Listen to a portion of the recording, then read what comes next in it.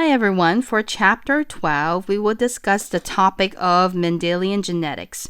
Understanding thoroughly from this lecture will help you complete the genetics problems in your worksheet for Wednesday, and also you will be able to understand what is going on in the lab next week for Mendelian Genetics. I cannot emphasize more the importance of the lecture materials now because the topics covered are more complex, and if you don't understand it, you won't know what is going on in the last two labs that is left of the semester. The topics we cover for any Biology 1406 class at any Dallas Community College is set by the college and faculties. I also do not design the labs. It's something every Bio 1406 class has to learn and complete. So for the topic of genetics, we will do a lot of calculations, so be ready for some problems that sounds a lot like math. Before we get into how to work genetics problems, we will go over some basic foundations of where genetic principles came from and also definitions of basic genetics terminologies. Here's a little history to begin with before Mendelian genetics was discovered. Back in the days, there were two ideas that were brought forth as to how humans are formed from sperm and egg and how physical traits are dispersed and expressed in an individual.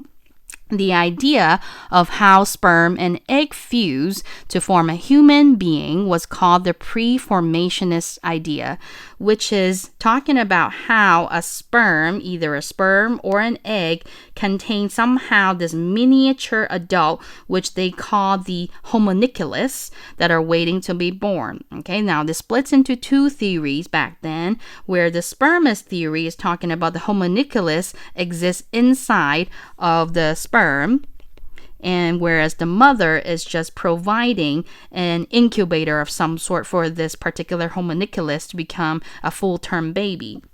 The ovus theory says that it is the egg, okay, that contains the homunculus, and sperm is providing the nutrient that stimulates growth. So that was the preformationist idea before we know about how the two gametes with half the amount of chromosomes come together to start forming an embryo.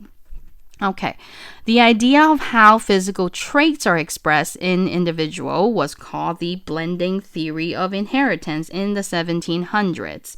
So this is when parental traits, they think, are blended together in the offspring, like mixing paint colors, mixing paint colors, where you have, let's say, a blue trait from dad and then a yellow trait from mom and then a mixture of the two, like pink colors, then you get a green color trait child. Okay, so this is what blending theory of inheritance means. You're mixing and blending the genes from mom and dad into the child or offspring. So for example, a tall mother marry a short father and they somehow will end up with medium height children. That's what blending theory of inheritance mean. This idea was based on what was observed in what's called continuous variation. Continuous variation means those traits that are dominated by multiple genes, and those multiple genes can actually interact with each other to give you a wide range of traits like height, eye color, skin color. So height, we don't just have 6 feet and 4 feet. Okay, we have a whole range of height, 5 feet 1, 5 feet 2, 5 feet 3, etc. Eye color, same thing. We don't just have black eye color and blue eye color. We have a whole range of eye color that ranges from pale blue to green eyes, brown eyes, black eyes. Okay, skin color, same thing. Okay, we have a whole range of phenotypes. This is what we mean by continuous variation traits. Now, with our modern understanding of genetics, we know now that both of these theories are not true. There is no spermist or ovus theory, okay, so those are wrong, okay, because we now understand that half the amount of chromosomes come from mom, half the amount of chromosomes come from dad, and they fuse together to form a zygote, which becomes a diploid and further undergo embryo development to become a full-size baby with mitosis, the splitting of cells from 2 cells, 4 cells, 8 cells to a multicellular organisms. For inheritance of traits, this is what we're going to talk about in chapter 12. That's why we have to talk about Mendelian genetics, because now we know this blending theory of inheritance is not correct, because we don't get just tall mother marry short father. We can have a short son or a tall daughter. It doesn't have to be a mixture medium size, okay? So the process of how we are able to discover basic genetic principles is all due to the work of an Austrian monk named Johann Gregor Mendel, and that's why we named this after him, known as Mendelian Genetics. He used pea plants as his primary model system to study how genes and traits are inherited from generation to generation. Okay, so pea plants was what he used to study how genes are inherited. Now, he chose to work with traits that are inherited in distinct classes, which means this is discontinuous variation. Remember, I just talked about continuous variation is where you have phenotypes of all kinds of ranges, where you have a range of heights, a range of skin color, a range of eye color. But that's hard to figure out the principle of basic genetics. What makes it easy is if we have discontinuous variation. You either have purple color flower or white color flower. There is no lavender or dark purple, light purple, etc. It's just either white flower or violet flower. Okay, so for the rest of the chapter, we're just going to talk about discontinuous variation, where the two traits are just the two that's there. There's no whole wide range of phenotype. There are just two possible phenotypes or traits coming from that particular gene. In this case, we're talking about a gene that dominates the flower color, and you can either have violet flower from these pea plants or white flower from these pea plants. Okay, now why he studied pea plant was due to many beneficial reasons. Pea plants always produce offspring that look like your parents. Okay, so they don't do all that mixing of genes we talked about, okay, in meiosis chapter. There's no independent assortment or crossing over in pea plants. The pea plants they generate, let's say a purple flower parent will always generate an offspring with purple flowers. A white flower parent will always generate a white flower offspring. Okay, so pea plant grows to maturity within just one season, which means several generations can be evaluated over a short amount of time. If we think about a whole human being, it takes a long time for a child to grow up and study their genes expression. So that's why in pea plants, it allows for analysis of multiple generations within 1 year. Now, large quantities of peas can be harvested simultaneously for reliable results. For, let's say, monkeys, like animals, or humans, we can only have so many offspring. But yet, from one pea plant, we can actually have hundreds and thousands of offspring to look for the pattern of genetic inheritance. So this is why pea plant was a good idea. And then pollinations for pea plant can be done in a controlled manner. If we're talking about humans, you can't do a controlled breeding because we tend to want to pick who we want to marry, right? But for pea plants, it's easy. I'm going to put this one pea plant and this other pea plant's pollen together to give you a new generation of offspring. So it's easy where you can control purple flower plant, is mixed with purple flower plant. White flower plant is mixed with white flower plants, okay? Or if I want to mix the two up, then I can control that. So this is why Mendel used pea plant as their model system. Just as how we discussed the scientific method in Chapter 1 of this semester, Mendel went through the process of observation, hypothesis, experiment, and conclusion as well. The experimental method he came up with to study genetics in pea plant was, first, he will produce what's called true breeding strains, meaning no cross-pollination, only self-pollination, which means if you are a purple flower plant, you will always produce purple flower offspring. Okay, so that's what they mean by true breeding parental generation. Okay, then they will cross-fertilize the two true breeding strains to create alternate forms of the trait. These are called hybridizations, where you are doing manual transfer of the purple flower pollen with the white flower pollen. Okay, again, parental generation, which is usually signified by P0, is true breeding, meaning that purple flower will always generate purple flower offspring. Then for F1 generation, which is crossing these two plants together or hybridizing the two plants together by moving pollen from white flower grain to purple flower, for example, and you create a bunch of offspring. That's in the F1 generation, which is your first generation of offspring. And then what he would do next is he would self-fertilize, okay? Self-fertilize your F1 generation to create an F2 generation. Okay, second generation of offspring is always achieved by self-crossing your F1 generation. So all the F1 generation purple flowers, he will pick two purple flowers from the F1 generation, cross them together, and see what offspring do you get. Okay, so this allows offspring from hybridization to self-fertilize for several generations, and then he will count the number of offspring showing each form of the trait. In this case, how many purple flowers was he able to see, and how many white flowers was he able to see. Okay. So using this method, this experimental method that we have just described, he was able to identify 7 different characteristics in pea plants that are being passed on via discontinuous variation, and they always have 2 contrasting traits, which is traits meaning variation in the physical appearance of the heritable characteristic.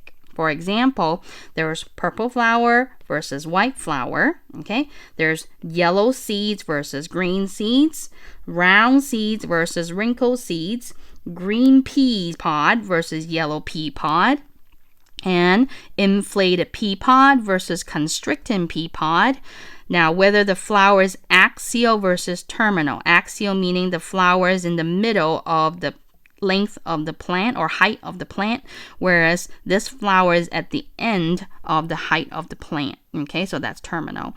Now, and then also tall plant versus short plant. So these are the 7 characteristics he was able to identify in pea plants. And what's interesting about them is that they all follow the same genetic inheritance pattern.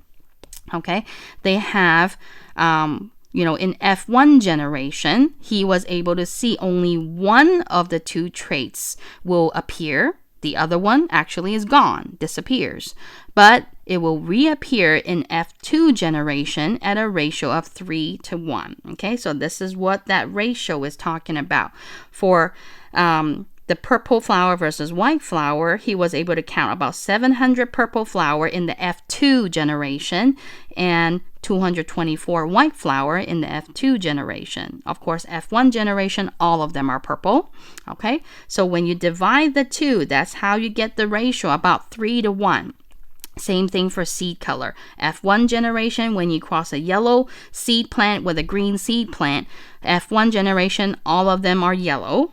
But F2 generation, he would count and observe 6,000 yellow seeds with 2,000 green seeds. So when you divide the 2, you get about 3 yellow seeds for every 1 green seed you have. So on and so forth for the rest of the 7 traits. It's always that same 3:1 ratio. Okay, and that's how he went go moment and think about, okay, what drives this 3:1 ratio? What can explain this? How does this 3-to-1 ratio of traits work?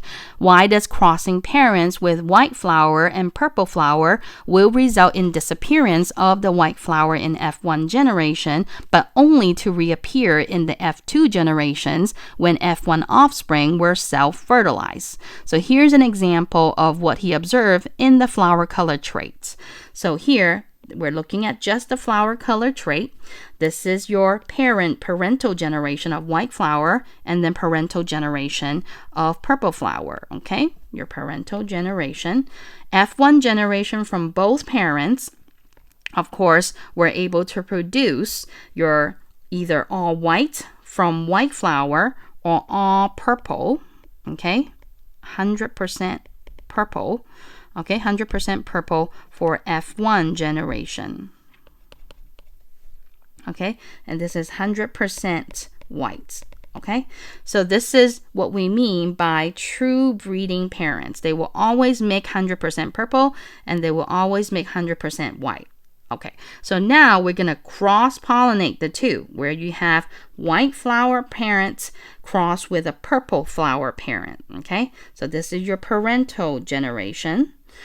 Okay, and when you mix the two, you would think, oh, maybe I'm going to get a half white and half purple, but ends up that's not the case. In F1 generation, you have 100% purple, okay, and in F2 generation, you have 75% purple and 25% white.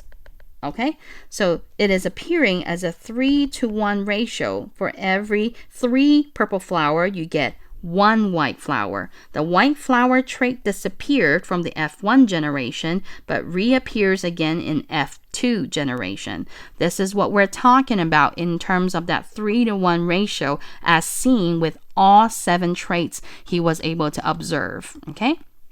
And hence, from his observation and experimental data, Mendel came up with a 5-element model. First of all, he concluded that parents always will transmit discrete factors, and now we know those factors are called genes. We're passing genes from parent to offspring cells.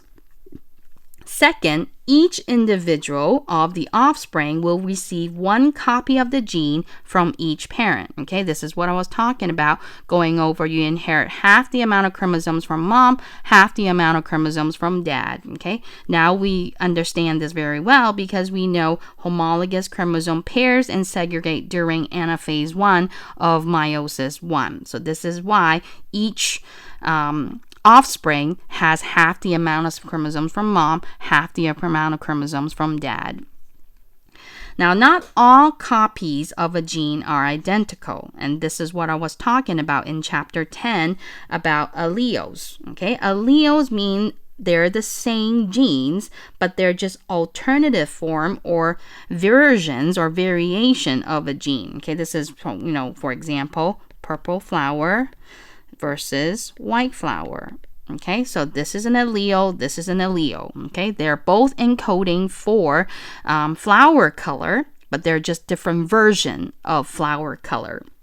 Genotype is the genetic makeup of an individual, and you will see that we will represent genotype by letters. Okay, we'll represent them by letters. Genotype. Remember, genotype means the actual genetic makeup, which is gonna be represented by letters. Phenotype, okay, are the actual physical appearance the offspring will take. Okay, purple flower versus white flower, yellow versus green pods. Okay, those are called phenotypes, not genotype. Okay, these terms here you will need to know and understand in order to do any of the problems that's going to present you in your worksheet or your lab. So make sure you understand these words and what these terms mean. Pay close attention here. Okay. Homozygous means you have 2 of the same allele. Heterozygous means you have 2 different alleles.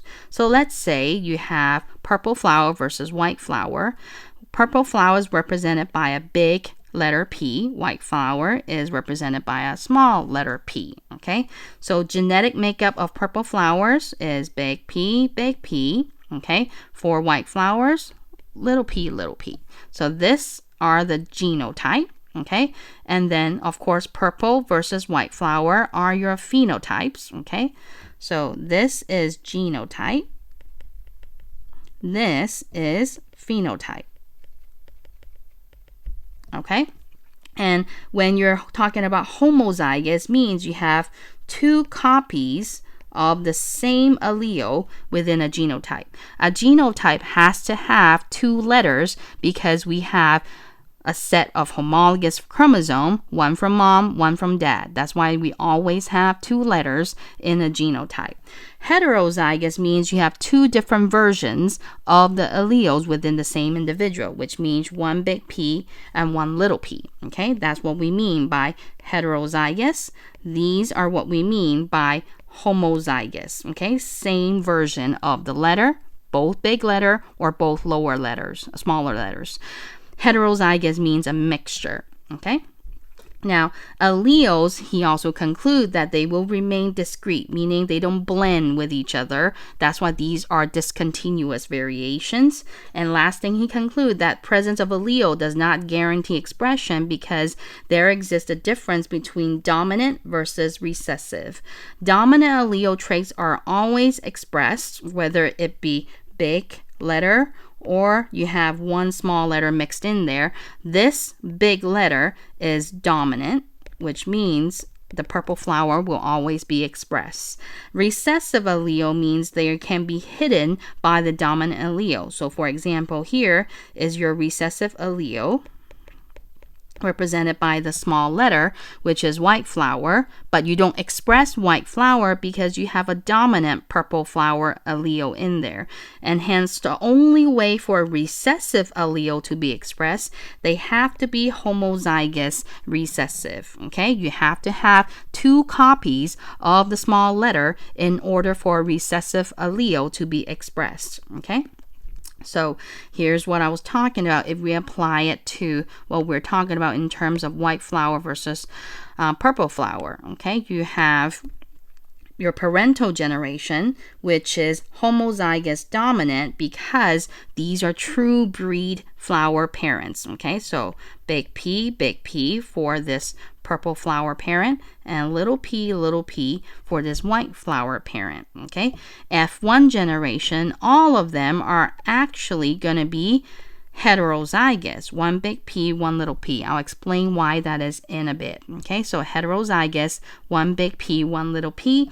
And in F2 generation, you have those with purple flowers and those with white flower. The only way this flower can be white is the fact that they are homozygous recessive with two little p's.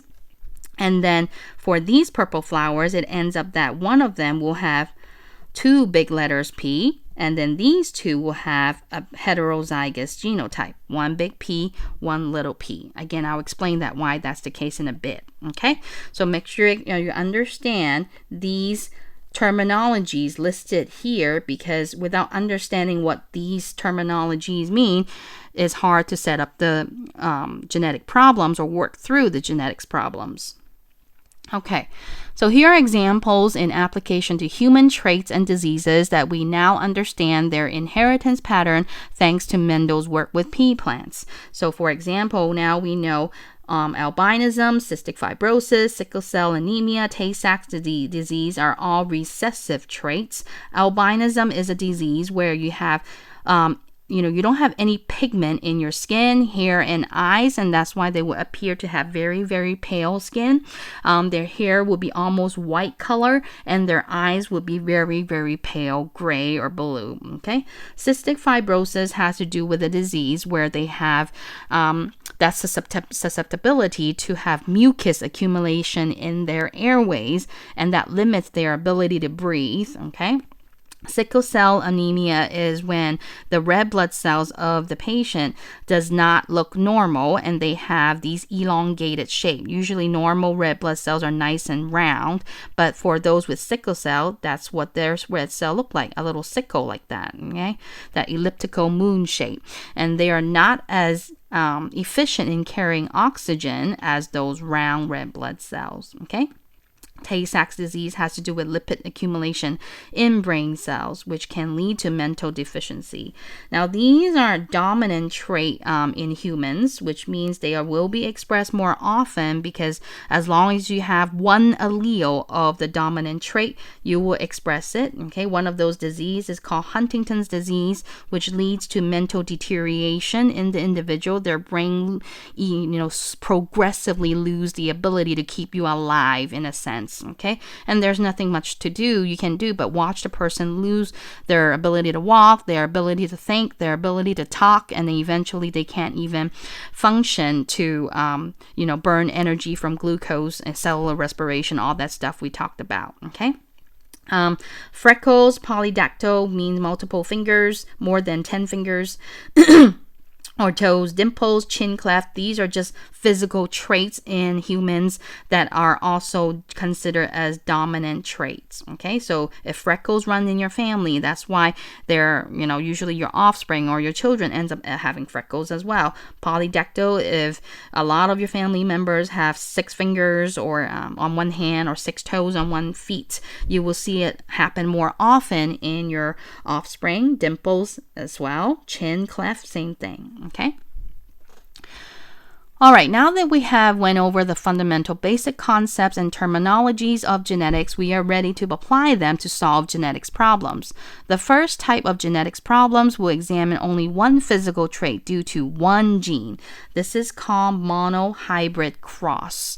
A Punnett square is the method or tool we will use to solve genetics problems and be able to give an estimation of offspring's genetics and traits probabilities. It is first devised by a British geneticist named Reginald Punnett, and that's why we named the square after him. Okay, that this is when I say it sounds a lot like math. Okay, here's a few things to remember when using Punnett square to solve genetics problem. If you have a vague idea of this from high school, now is a good time to relearn the process, because for some of you this will not be the end of genetics in your biology classes. Those that need to take Bio 1407, you will go more in depth with genetics. Those that need to take anatomy and physiology too will touch on this again. Those that want to become PA, pre-med, pharmacists, they all need to take an entire course on genetics. So it is very critical to understand the fundamentals of genetics correctly now in Bio 1406 so that everything, so that when you take those knowledge with you, it is the correct way of doing genetics. Everything you are learning so far from your Bio 1406 class is only the basics and fundamentals for you to take away with onto your next biology class. That's why I emphasize over and over again how important it is to understand the fundamentals now so you won't be entirely lost when you move on to your next biology class. Okay, so for Punnett squares, you are using letters to represent an allele or version of a gene. From chapter 11, we talked about how genes can cross over on a chromosome. And I wrote in some letters in there. Remember that I had one chromosome like this and another chromosome next to it, homologous chromosome A, B, C, and little a, little b, little c. So those letters are representation of one gene on the chromosome. This is gene A, this is gene B, this is gene C, and you can have 2 different versions of it, either big letter or small letter. Okay, so the uppercase letter is representing the dominant allele all the time, okay? Whereas the lowercase letter, you're representing the recessive allele, okay? So if we're talking about in terms of purple flower and white flower, we can use P's. So big P would be your dominant allele, little p would be your recessive allele. We talked about from chapter 11 that you inherit one allele from mom and one allele from dad. So that is why for each offspring, there are 2 letters in genotype of the individual for each trait. Okay, so let me go over the process of Punnett square with you on flower color. Okay, so remember we had purple flower cross with white flower parent. Okay, so that was the phenotype of the parents, Now, the genotypes of the parents would be big P crossed with little p, little p. So when you're writing this on your worksheet, make sure you're making a pretty big distinction between big letter versus small letter, so you don't end up confusing yourself what the offspring's genotype is. Okay. Now we're going to draw the Punnett square. It always kind of looks like a little tic-tac-toe thing. These two squares and these two squares right here always represents parents' alleles, and is only one letter per box because you're only passing half of your chromosomes to the offspring. Okay, so again, this is also parents' allele. Make sure you're taking a sheet of paper and following along with me so you know how to set this up yourself on the worksheet and the lab next week. Okay, so you have parents' allele on this side and that side. Okay, you have purple flowers. So purple flower was big P, big P. Remember, don't ever put two letters like this in the parents' box, because you're talking about passing on two sets of chromosomes into the offspring. So when you cross it, you're going to end up with 3 P's. But we don't have 3P offspring. Okay, offspring should only have 2 letters. Okay, for offspring. So that is why we never put 2 letters in the parental boxes. Only 1 letter representing a gamete of allele. Okay, and then the other parent has little p, little p. Okay, and if you want, you can put a little line underneath it to represent little p's. So now you're going to cross the 2. Okay, so all you're doing when you're writing the offspring genotype right here is you combine this letter with this letter to give you this offspring. Okay, so big P with little p. Okay, this letter with this letter to get this offspring. This letter with this letter to get this offspring. So again, big P, little p. Same thing here. This big letter with this small letter. This big letter with this small letter to make this offspring. Okay, so big P, little p, big P, little p. Okay, so for this case, you end up with 100% big P, little p. Now, this is genotype. What is the phenotype of the offspring in this case? It would be purple, because purple is the dominant phenotype, which means as long as you have one big P letter, you're going to express purple. The only way you can have white flower is by little p. That's the only way you can have white. But since we don't have any little p in our offsprings here, we don't have any little p in our offspring here, there is no white flower in this F1 generation. They are all purple. Okay?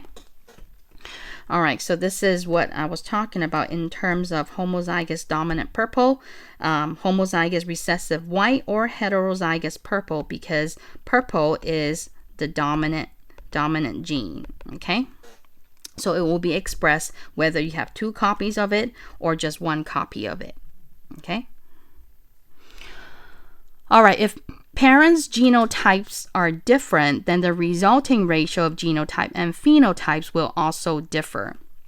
So here you have your parents, which is now the F1 generation. Remember, Mendel had P0 parental generation, F1 generation, and in F2 generation that he will cross the F1 generation together. We just said the F1 generation will all be big P, little p. So now we're gonna make our little Punnett square here. Okay, you have big P, little p. Okay, big P, little p. Okay, because that's the genotype of your 2 parent cell.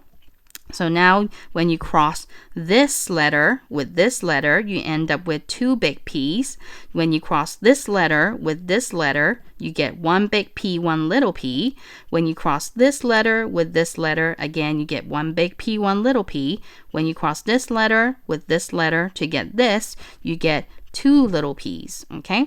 So that's how you're able to get the 3-to-1 ratio of phenotype, where you have 3 purple flowers to 1 white flower, okay? When you have heterozygous parents for a genotype, you will always end up with a 3 purple flower to 1 white flower ratio, okay?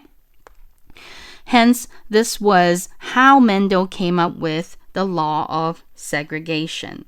Law of segregation tells us that each of these alleles in the parent's genotype must separate equally into individual gametes. This is why these squares right here represented by the parents contain only 1 letter. It must be only 1 letter because the gametes will separate the different alleles. Having 2 letters in the box would mean that the gamete was a diploid, not a haploid, as we have learned from meiosis chapter. So that is why I demonstrated earlier that you cannot put 2 letters in the parental boxes, okay? So that's what I was talking about. You never put 2 letters in the same box. You have to separate them individually for the parents here and the parent here. And these 4 represent the offspring. Now, here's another example going through a different trait from Mendel's pea plants. Okay, so you have yellow seeds versus green seeds. Okay, remember, if it was yellow seed versus green seed, you have big Y as yellow, P1, P0 generation, true breeding parents, and then little y for green seeds, and that's why F1 generation here, this is P, this is parents, this is F1 generation, they would be all big Y, little y, okay? Giving you 100% yellow seed, okay, or big Y, little y, okay? Heterozygous genotype, okay? So now when you go on to create your F2 generation, which crosses your F1 generation with each other, then you end up with big Y, little y, big Y, little y, okay? And when you cross these 2 together, okay, you're going to get this as a result. This is your F2 generation. These are parents from the F1 generation. You end up for genotype, okay, you end up with Y, Y, Y, Y, big Y, little y, and little y, little y. Y is just 25%. Big Y, little y was 50%. Little y was 25%. Okay, for phenotype, you end up with yellow seed and green seed. 75% of them will be yellow because whether they are homozygous or heterozygous, they will still be yellow. Okay, still be yellow. And then green will be 25%. Okay, so if we're talking about the difference between genotypic ratio and phenotypic ratio, it will be different, okay? Because genotypic ratio, we're talking about how many homozygous do you have, and how many heterozygous do you have, and how many homozygous recessive do you have, okay? You have 1 homozygous dominant, that's why there's that 1 there. You have 2 that was heterozygous, that's why you have a 2 there. And then you have 1 that is homozygous recessive, that's why it's 1. So that's why it's a 1 to 2 to 1 ratio in terms of genotype. For phenotype, you have 75% yellow and 25% green. That's why for phenotype, it's a 3 to 1 ratio. 3 yellow seed to 1 green seed, okay? Again, the 1 here represents the homozygous dominant, the 2 here represents a heterozygous, and the other one represents homozygous recessive. So make sure you understand the difference between genotypic ratio versus phenotypic ratio, because the worksheet and the lab may ask for either or, same thing on the exam, okay? All right.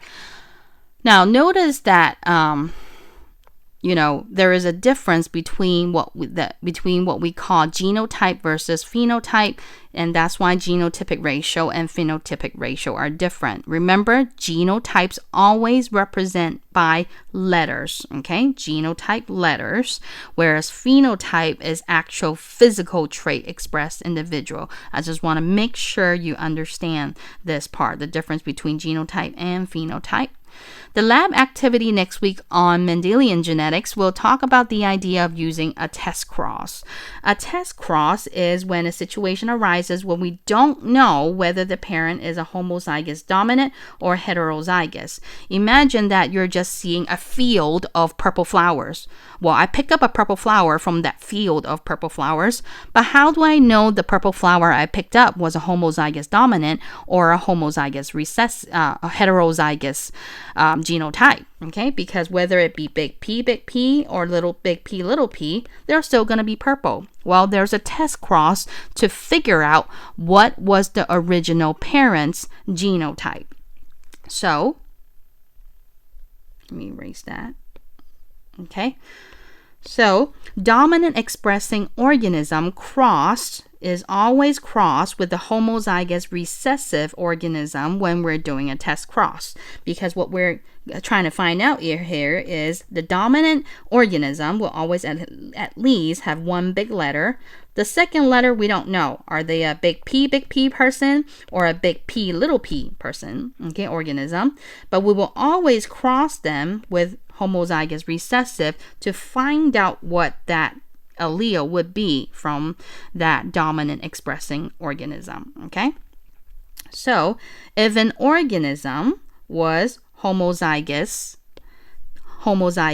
okay, meaning that they are Y in this case, okay, homozygous dominant, then if we do the normal cross of Punnett square, you will end up with 100% dominant traits. Okay, and in this case will be your yellow seed plant, or if we apply back to the purple white flower, it will be 100% purple flower. Now, if the organism was heterozygous, meaning big Y, little y, okay, big Y, little y, and when you cross it with little y, you're going to get half, okay? 50% your dominant trait will appear in the offspring, and 50% will have the recessive when you have the offspring.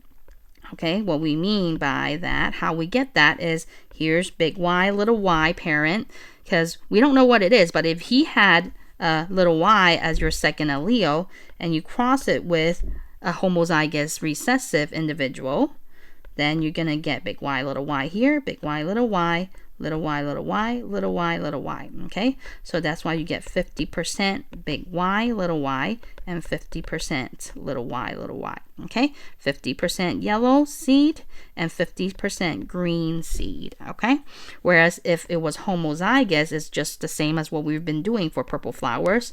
2 big Y. Okay, that's what homozygous mean. And then your little y, all of them will be big Y, little y, big Y, little y, big Y, little y. Okay, to give you 100% yellow or big Y, little y. Okay, big Y, little y. All right, so that's how a test cross works, is to figure out whether this dominant expressing organism, what is the second allele? Is he a homozygous dominant, or are they a heterozygous? Okay, and you can tell by what percentage of phenotypes they will have in their offspring. Okay, all right. Now, genetic inheritance is not as simple one gene and one type of physical trait. Sometimes two genes can be involved at the same time to produce a combination of different physical trait. This is called a dihybrid cross, okay, where you're involving two genes at the same time. Now, dihybrid cross was used to demonstrate the second law from Mendelian genetics called law of independent assortment, which says that genes do not influence each other with regard to sorting alleles to gametes. Every possible combination of alleles for every gene is equally likely to occur. So that's why we have to give in every possible combination of alleles a chance, okay? And you'll see what I mean in a bit when we go through a dihybrid cross. So F1 generation is the easy part, okay?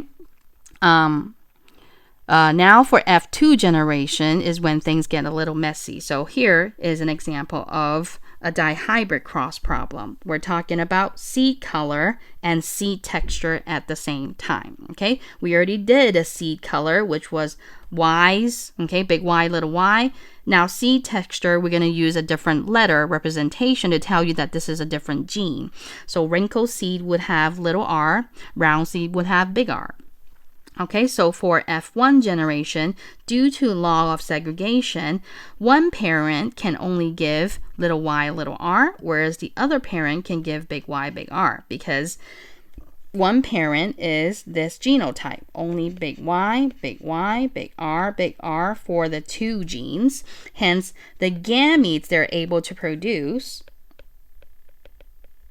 is only big Y, big R, okay?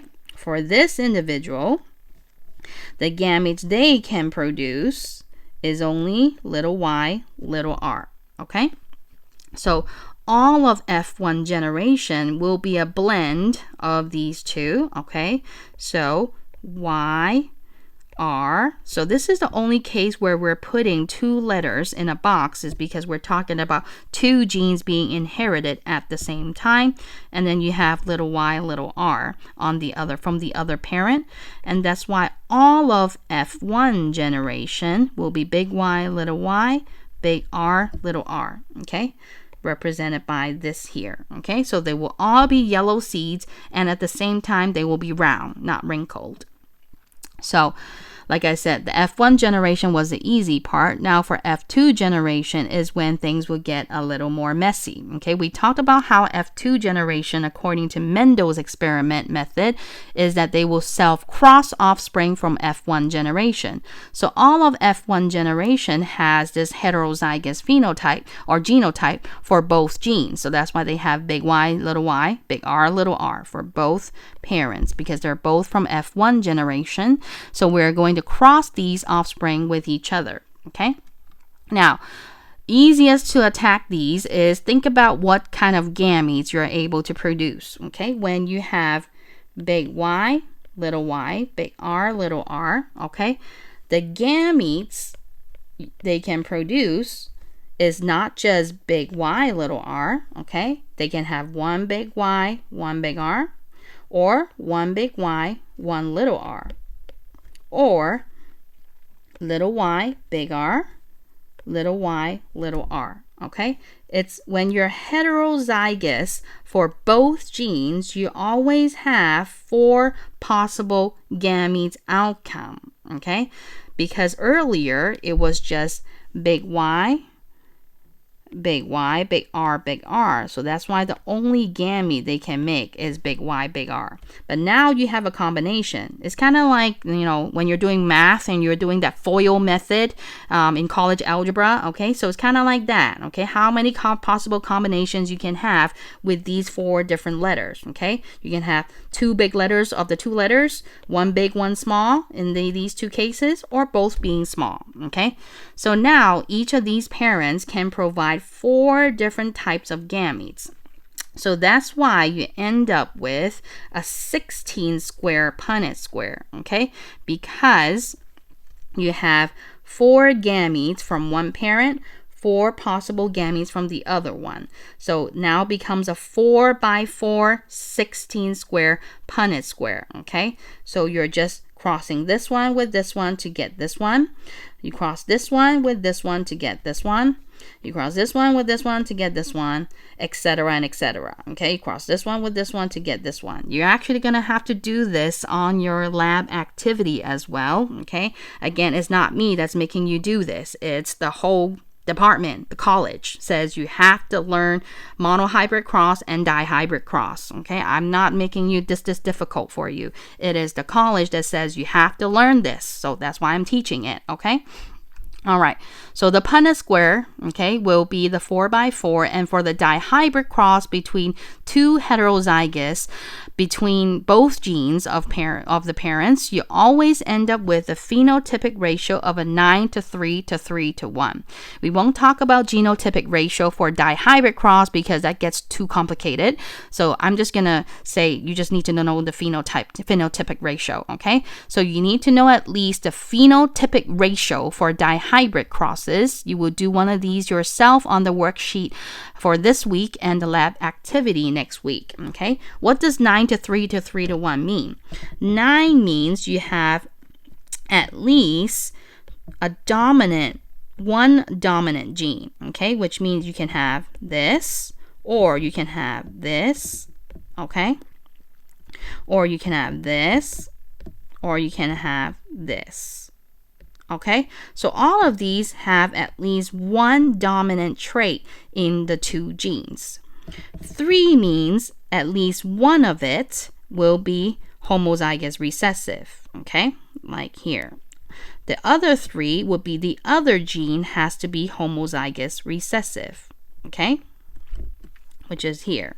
Okay, where you have either the yellow gene as recessive, which is now green seed, or the wrinkled seed as recessive. And then the last one, 1 out of 16 chance you're going to get both genes as recessive, which means both green and wrinkled. Okay, so these are the 9:3 to 3:1, counting what we have here from the 16 square Punnett square. Okay, so that's the phenotype for each of these ratio, and 9 out of 16 chance you're gonna get 2 dominant phenotype.